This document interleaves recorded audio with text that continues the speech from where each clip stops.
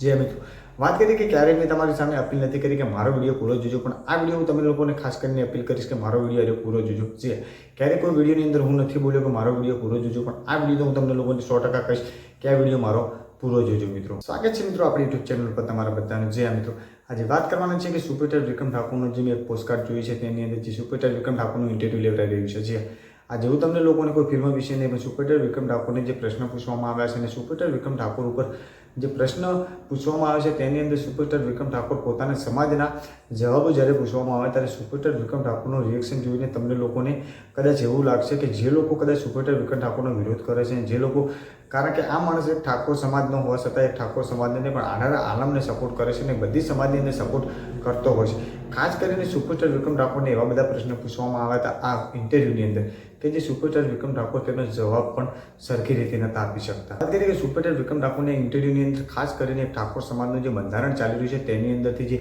Superstar વિક્રમ ઠાકોર ઉપર વિવાદ થઈ રહ્યો છે એવા પ્રશ્નો પૂછવામાં આવ્યા હતા. દિનેશ ઠાકોરની વાત કરીએ તો દિનેશ ઠાકોરનો જે વિવાદ કર્યો હતો, દિનેશ ઠાકોર જે અશબ્દ બોલ્યા હતા કે વિક્રમ દોઢફૂટિયા તું માફમાં રહેજે, તારી ફિલ્મો કેવી આવે છે અને કેવી નથી આવતી એ બધા લોકો જાણે છે.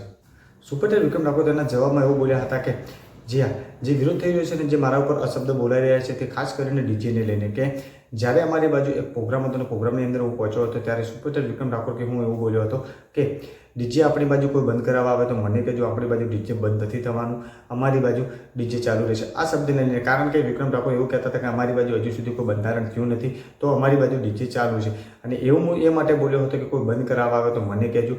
તો એ માટે બોલ્યો હતો કે કોઈ આવે તો મને કહેજો તો હું અપીલ કરીશ ને આનું કોઈ નિકાલ નીકળે, એના માટે બોલ્યો. તો આ શબ્દ લઈને લોકો મારો વિરોધ કરી રહ્યા છે. સુપરસ્ટાર વિક્રમ ઠાકોરને પણ બીજો એવો પણ પ્રશ્ન પૂછવામાં આવ્યો હતો કે ઠાકોર સમાજના બે ભાગલા પડી રહ્યા હોય છે એવું જોવા મળી રહ્યું છે. જ્યાં સુપરસ્ટાર વિક્રમ ઠાકોરના એના જવાબમાં પણ એવું બોલ્યા હતા કે ના, ભાગલા નથી, પણ એક ઠાકોર સમાજે જે ઠાકોર સમાજની અંદર જે બનાસકાંઠાની અંદર ખાસ કરીને ડીજેનું બંધારણ કરવામાં આવ્યું છે તે બંધારણ બહુ સારું કરવામાં આવ્યું છે. પણ હું એના માટે બોલું છું કે કદાચ જે લોકો, ઘણા બધા લોકો જમીન વેચીને, જમીન અડાણી મૂકીને જે ડીજે લાયા છે તો એ લોકોને રોજીરોટી ચાલે એના માટે હું બોલ્યો હતો અને અપીલ કરી હતી. મેં એવું નહોતું કીધું કે હું ચાલુ જ રખાવીશ ને હું ક્યારેય બંધ નથી કરવાનો. મેં અપીલ કરું છું કે આ લોકોનું કંઈક બધા તમે લોકો સાથે મળીને કંઈક આનું નિવેદન લો.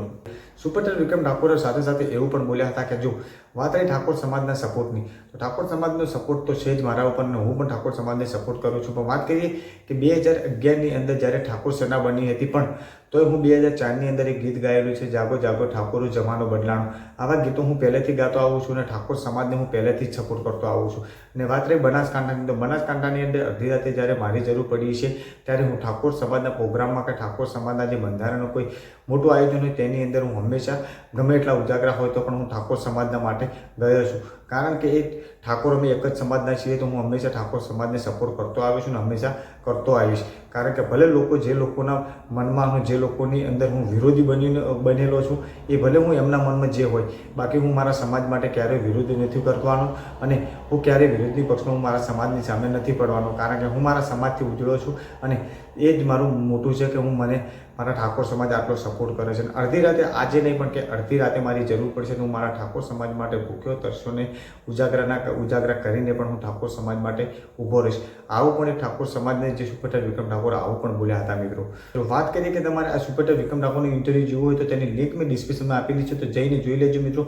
તમારા મનને પણ સંતોષ થવાનો છે, કારણ કે સુપરસ્ટાર વિક્રમ ઠાકોરને એવા પ્રશ્ન પૂછવામાં આવ્યા છે કે ક્યારે તમે તમારા મનમાં પણ નહીં વિચાર્યું કે સુપરસ્ટાર વિક્રમ ઠાકોરને આટલી નાની વાતને લઈને આટલા મોટા પ્રશ્ન પૂછવામાં આવશે અને સુપરસ્ટાર વિક્રમ ઠાકોર તેના જવાબમાં શું આપશે. તો તેની લિંક મેં ડિસ્ક્રિપ્શનમાં આપેલી છે, તો મિત્રો જઈને જોઈ લેજો.